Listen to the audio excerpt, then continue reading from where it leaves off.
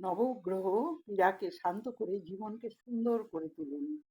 আপনারা কি করবেন দেখুন, খুব সরল উপায়। আপনারা কোনো পণ্ডিতের কাছে কারো কাছে যাবেন না, নিজেরা নিজেরা করুন। যেখানেই যাবেন টাকার খেলা, তাই কি না? আপনারা নিজেরা করে দেখুন, রামবাণ উপায়।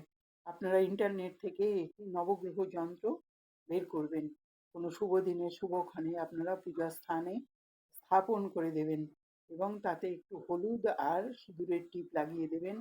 9 রকমের ফুল দেবেন তার সামনে, ধূপ দ্বীপ দেখিয়ে এই মন্ত্রটি বলবেন, ওম নবগ্রহ পীড়া নিবারকায় নমঃ শিবায়।